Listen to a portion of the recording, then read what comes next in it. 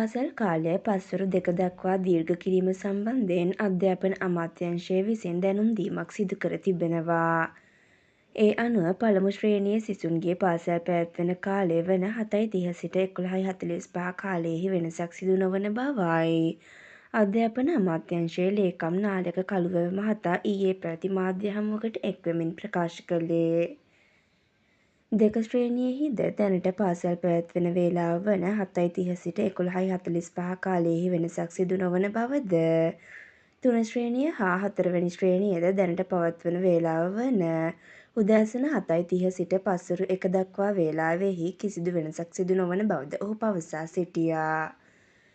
ඒ අනුව 5 වැනි ශ්‍රේණියේ සිට ඉහළ පන්ති සඳහා උදෑසන 7:30 සිට පස්වරු 2 දක්වා පාසල් පැවැත්වෙන බවයි අධ්‍යාපන අමාත්‍යාංශයේ ලේකම් නාලක කළුවැව මහතා වැඩිදුරටත් සඳහන් කර සිටියේ.